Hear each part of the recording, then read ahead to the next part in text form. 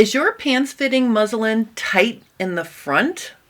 Last week I shared how lowering the rise at the waist might alleviate some of the tightness if the back view looks like this. And if you were watching that last week and you had the same problem in the front and you tried that and it made it better, but it didn't completely fix the issue, I have a quick solution for you today. Last week I shared how to fix wrinkles in the back crotch by simply lowering the waistline. It's very common when you're fitting your muslin to pull everything up too high and to cause wrinkles that you can simply eliminate by correcting the fit at the waist, and that's the easiest thing to try. So in the front, you can see here that we have these V-shaped wrinkles pointing up. It's very clear if your front rise is too long or too short, because in this situation, you can see the rise is too short. We're getting a V-shaped wrinkle coming up from the base of the crotch in the front. That means it's being pulled too hard to the waist. Now, if that V is facing down, that means the rise is too long and the V would be drag lines because it's pulling away and it's too low from your body. So here we have those, V-shaped wrinkles. It's too tight, and your first inclination might be to,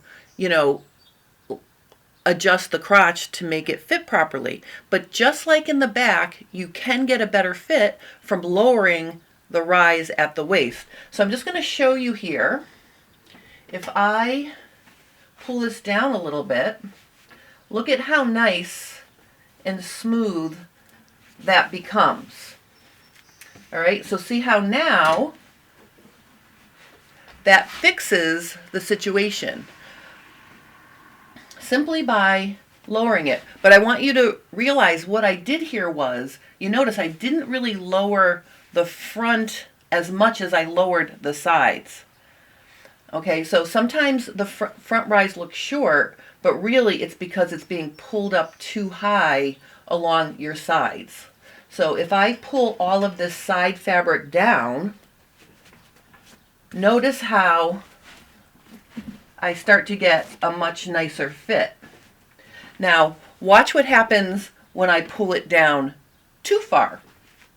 And I just want to show this to you because things can go in the opposite direction as well. So as I'm pulling this down, I just have to let out the waist a little bit here to allow me to pull it down. If I pull it down too far, there are those V-shaped wrinkles. See here and here, they're facing down. So if you get the upside down V, it needs to be pulled up higher. And if you've got the right side up V, you have to lower it. So then if you try to do that in the front and it doesn't work, and let's say I lower, okay, so let's say in this case, I'm lowering the front like this. See how I'm lowering it, but it's not fixing the wrinkle at the crotch? So if everything is looking good in the back, okay, and you just have this front crotch problem, that means your front crotch needs to be extended. So I like to show a crotch like this with my hand. First, we try to fix it by adjusting the top here at the waist. If that doesn't work, adjusting it here can work. Okay, so I just want to share a few quick things with you that can help alleviate this V-shaped wrinkle that's trying to navigate around your front curve. So just like in the back crotch has to fit around the back of your behind. In the front crotch curve has to go around your pubic bone. So if you have a more prominent curve in the front, or if you need more length in the front, I'm just going to show you two quick things that you can try. The first one is you can simply extend the front. I know from teaching pants fitting classes in person, some students have a hard time redrawing lines. So I'm going to show you how to do this first thing without having to reshape the inseam and the crotch curve. So basically what you're going to do is you're going to lengthen your front crotch by drawing yourself a guideline from right where the crotch really starts to curve, okay, so right here, down to the inseam. And then what you're going to do is you're going to slash through that. And actually, let me just cut off this extra paper. It'll make it easier. Okay, so you're gonna slash through that, and you're gonna make a pivot at the inseam. And what that allows you to do is it allows you to pick this out a little bit, okay, and it'll allow you to give yourself a little more room. So I'm just gonna stick this right here. I'm gonna put a little paper under there. And then what I can do is I can tape that down like this, okay? So you can see what we've done is we've added more room, and I'm just going to true this up by just, doing this, okay? So that will give you more length to reach around to the back. And that would be the situation if you have enough curve to navigate around your pubic bone. This works. Now, what if you need more of a inside space to navigate around your curve? Then that would require more of a scoop. Now, because the front crotch curve is so much smaller, the adjustment is smaller. I've drawn in the original stitching line here, so I just want to show you how subtle this might be.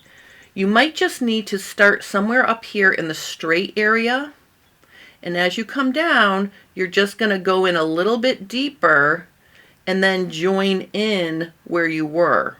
So something like this. Okay, so, and I'm going to color in this purple area right here. That's the amount of inside space you're adding by scooping a little bit deeper. And then if I were to redraw or remark my 1/2 inch seam allowance, I just want to show you, okay.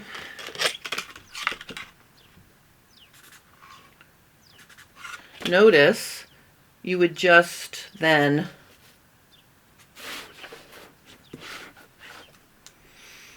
trim this off.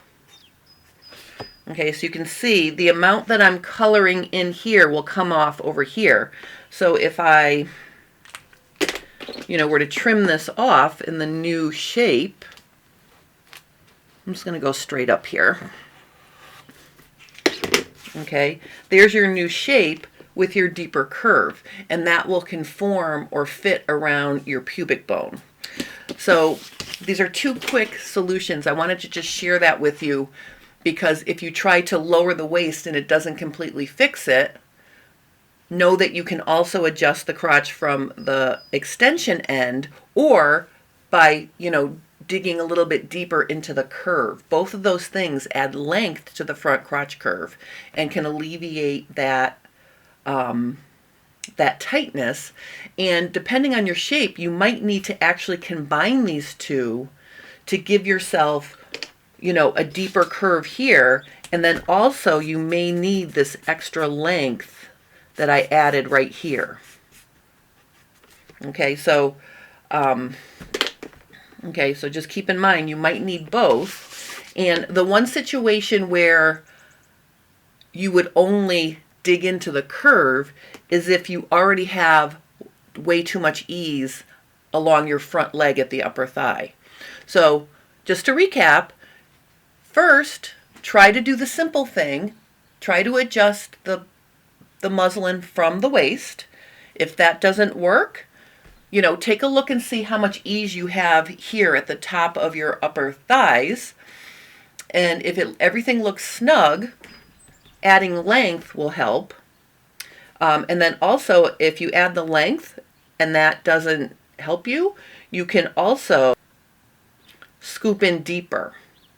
Now, I'm showing you, okay, so now I showed you how to adjust your pattern by not redrawing your inseam. If you want to test that on your muslin without making another muslin, you can also let out your front inseam and leave like 1/8 of an inch up at the top. That will give you a 3/8 inch lengthening here. So just like I scooped here and then redrew, you could actually, and let me show you what I mean here. Okay, so I'm just going to put this right here because I just want to show you one other thing. Okay. So let's pretend here's my front crotch again. Okay, so here is my 1/2 inch seam allowance, right? And here's my other 1/2 inch seam allowance, right? Like this. You could take out your front and then just re-sew it right here. You know, and then blend back into the original down here. So you're doing something like this. So if you want to test it in your muslin first, you can. Okay, and then if that works, this is how you would transfer it to your paper pattern. So I probably should have showed that first. Sorry about that.